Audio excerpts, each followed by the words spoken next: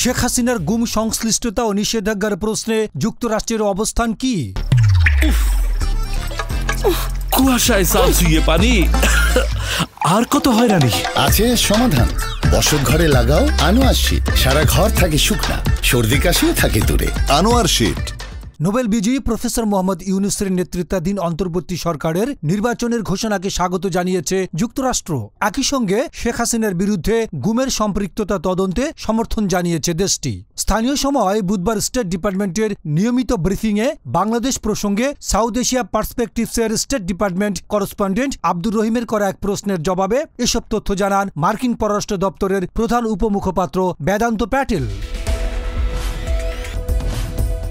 গুমের সঙ্গে সাবেক প্রধানমন্ত্রী শেখ হাসিনার জড়িত থাকা প্রসঙ্গে এই মুখপাত্র বলেন, গুমের সঙ্গে জড়িতদের বিচারে অন্তর্বর্তী সরকারের পদক্ষেপের প্রতি আমাদের সমর্থন রয়েছে। তারা চান ভুক্তভোগীরা যেন তাদের ন্যায় বিচার পান। ব্রিফিংয়ে আব্দুর রহিম জানতে চান 2025 সালের শেষে অথবা 2026 সালের শুরুতে নির্বাচন আয়োজনের ঘোষণা দিয়েছে বাংলাদেশের অন্তর্বর্তী সরকার। এ বিষয়ে যুক্তরাষ্ট্রের অবস্থান কি? জবাবে মুখপাত্র প্যাটেল বলেন, বাংলাদেশের অন্তর্বর্তী সরকার নির্বাচন আয়োজনের যে প্রস্তুতির ঘোষণা দিয়েছে তাকে আমরা স্বাগত জানাই। এর মাধ্যমে প্রকৃতপক্ষে বাংলাদেশের জনগণ তাদের নেতৃত্বকে বেছে নেওয়ার সুযোগ পাবেন। তিনি আরও বলেন, নির্বাচন আয়োজনের সময় নির্ধারণ এমন একটি বিষয় যেদিকে আমাদের অব্যাহত পর্যবেক্ষণ থাকবে। পুরো প্রক্রিয়া জুড়ে আইনের শাসন, একইভাবে গণতান্ত্রিক মূলনীতির বাস্তবায়নকে আমরা উৎসাহিত করছি। পুরো বিশ্বের শান্তিপূর্ণ উপায়ে অবাধ এবং সুষ্ঠু নির্বাচন আয়োজনের পক্ষে আমাদের অবস্থান।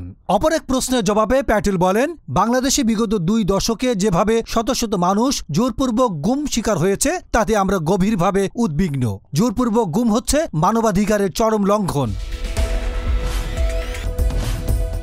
গুম ও আটক করে রাখার কারণে ভুক্তভোগীর পরিবার মানসিক যন্ত্রণা এবং অনিশ্চয়তায় ভুগেছেন। বাংলাদেশের অন্তর্বর্তী সরকার এসব অপরাধ তদন্তে যে পদক্ষেপ গ্রহণ করেছে আমরা তাকে স্বাগত জানাই। গুমের শিকার ব্যক্তি এবং তার পরিবারের সদস্যদের জন্য ন্যায় বিচার নিশ্চিতে ন্যায় এবং স্বচ্ছ বিচার প্রক্রিয়ার জন্য আমরা আহ্বান জানাই।